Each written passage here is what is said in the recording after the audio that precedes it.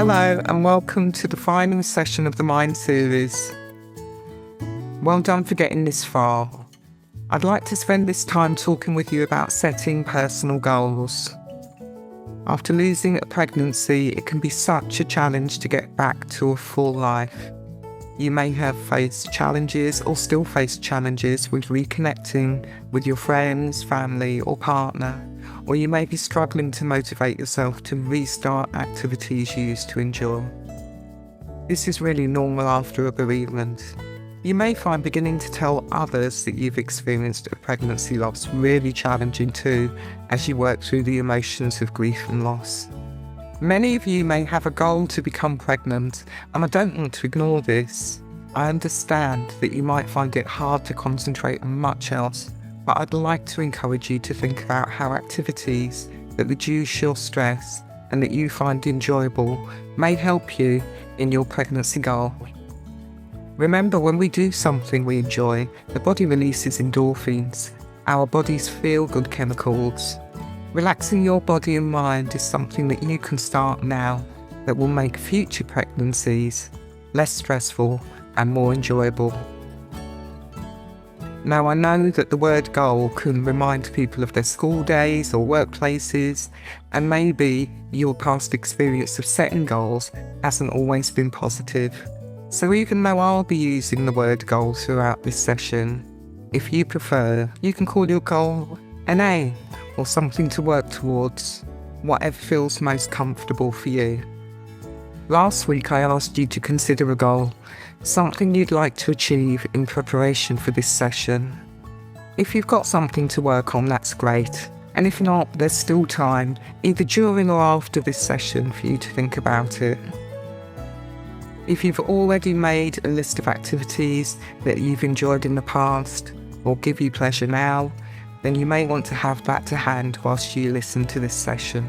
The NHS lists 5 different ways to improve our mental well-being and make sure we stay mentally well. You can find a link to the 5 ways to well-being in the written content with this session, but I'll just tell you a bit about them now.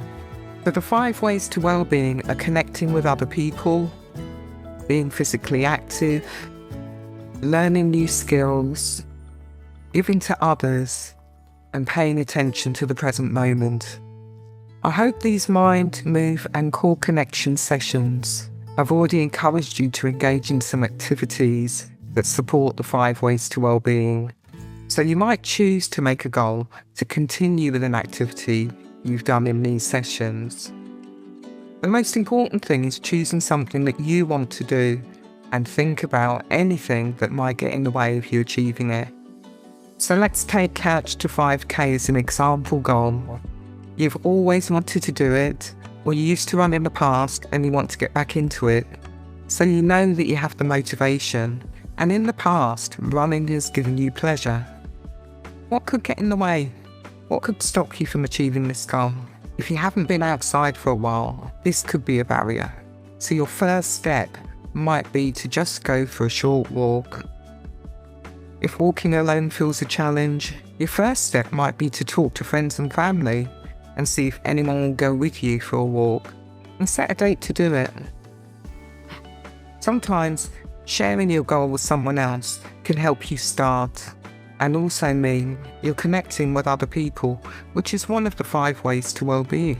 Other steps could be downloading the Couch to 5K app, getting some trainers for when you get to the point where you feel ready to run. It could be increasing how often you go for a walk, or making your short walk a little longer each time. So in this example, there is a journey of small short-term goals to achieve, working on the long-term goal of starting the Couch to 5K challenge. Getting started on a goal is often the biggest challenge, and sometimes we can become our own barrier to success. So just noticing any unhelpful thoughts that come up for you can be really important. I talked about anxious feelings and unhelpful thoughts and how they affect our emotions in session 4. But I just want to come back to that now that we're talking about goals. So you have a goal and a starting point. Do unhelpful thoughts creep in for you? Notice if you're being critical of yourself. Some common self-critical thoughts could be, I shouldn't have to think about this, I should be able to just do it. Or, I can't tell someone I need support to get out of the house, I'll sound foolish. Or, what if I fail? Notice when you have an unhelpful what-if thought, and try to think of the bigger picture. Maybe you can think of a helpful what-if phrase to say to yourself, like, what if I succeed or surprise myself? What if I do more than I think I can right now? Try and remember that you set the goal because it's something you want to achieve, because you found pleasure in the activity in the past, because you want to improve your health and well-being. Everyone has unhelpful thoughts and doubts, and at challenging times in people's lives, they often have even more of them. It's important to keep challenging these thoughts and to remember that there is more than one way to look at any situation. Challenging unhelpful thoughts can be really difficult, but there are lots of ways that you can go about this. This type of challenge can be the first step to you achieving any goal that you set for yourself. You can try writing the thought down and writing down other ways of thinking about the same situation. When you notice an unhelpful thought, you could give yourself some positive self-talk. You might want to say, this is hard for me, but I can do it. Or I've done this many times before and I can do it again. If you find positive self-talk a challenge, you could think about how you might encourage someone close to you. We're often much kinder to others and can give them great advice and support when they need it.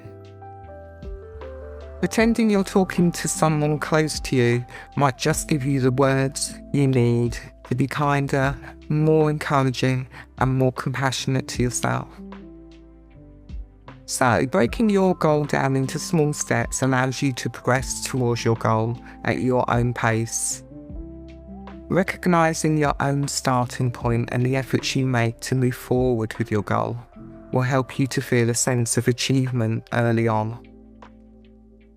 Be kind to yourself at every step, and if you don't achieve your goal the first time, you can learn from that experience and break your goal into even smaller steps.